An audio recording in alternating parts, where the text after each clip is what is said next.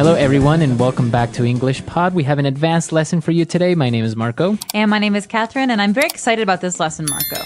It's very interesting. It's about a very controversial topic and a very popular person in history, Charles Darwin. That's right. So he's most famous perhaps for his book, The Origin of the Species. And we're going to be talking a lot about science today. So put your thinking caps on. All right. So without further ado, why don't we listen to this dialogue for the first time?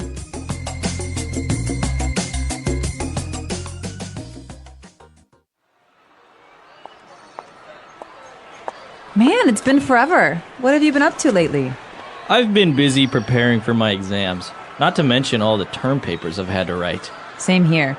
I'm up to my neck in work, but at least we've got summer holidays after finals. Where are you headed now? I'm going to my anthro class. We've been focusing on Darwin all term, since it's the 200th anniversary of his birth or whatever. I'm sick and tired of Darwin, Darwin, Darwin! What? Why? How can you not like Darwin? His work turned thousands of years of ideas about creation on their head.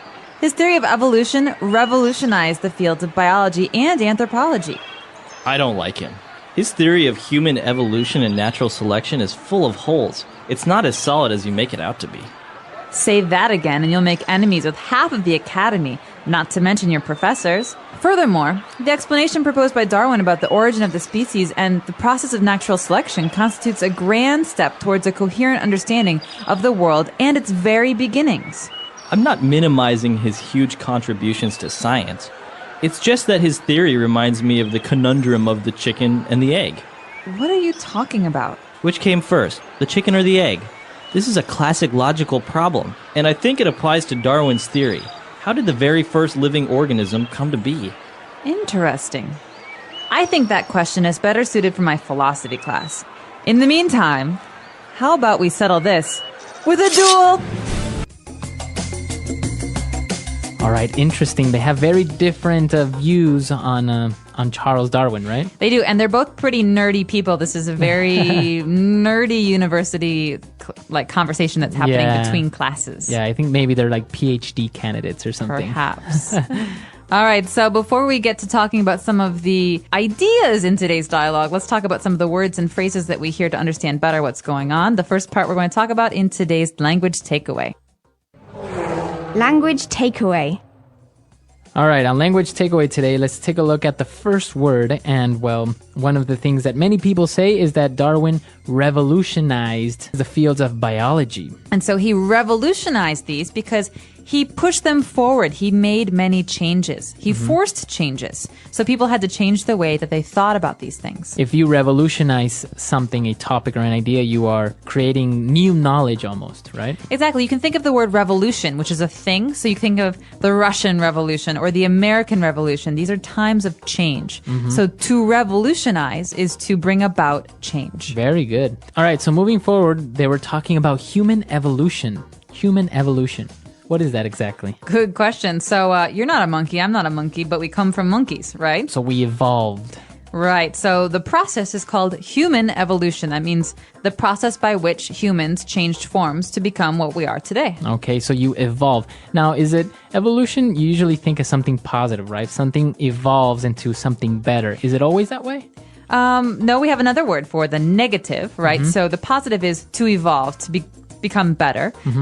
To get worse is to devolve. Okay. Yeah, to devolve, to go back and to kind of lose things that you had. Okay, interesting. And then they were also talking about Darwin's theory of natural selection. Natural selection. Okay, this is maybe one of the things that Darwin was most famous for, and that's why we've included it in this language takeaway, because it's a key phrase. It's something you hear people talk about a lot. Okay, so natural selection is a process, again, and it's the process by which stronger animals survive over time and weaker animals don't. So if there's a weak species, it can't really survive because it keeps dying and dying, and then finally there's no more. And so this is called natural selection because no one's actually choosing what animals will survive, but it's kind of a natural process. Right, Mother Nature is choosing it. Right. Very good. So natural selection, this is one of the things that Darwin is most famous for. And, well, as Catherine mentioned, Darwin wrote the book Origin of the Species. Right. So origin means beginning. So the origin of mankind, right? So there are many different kinds of animals. You could even say there are many different kinds of like mammals, but there are many different species within that. So human beings, black bears, koalas, chimpanzees. These are all species. And so a species is a classification. So the origin of the species is kind of a way of telling the story of how all these things came about. All right, the origin of the species. And the last one, this word is kind of strange. He talked about the conundrum of the chicken and the egg. Okay, conundrum. I love this word. It's very funny sounding. Yeah, it Conundrum. is. Conundrum. It means like a problem or a riddle or something that's hard to understand. All right, so in this case, it's the conundrum of the chicken and the egg, right? Which came first? How else can you use conundrum? You could say that maybe there's a situation that's very strange and hard to understand. This is quite a conundrum. This is quite a conundrum we have. Yes. So It sounds very fancy, very well educated. it does. All right.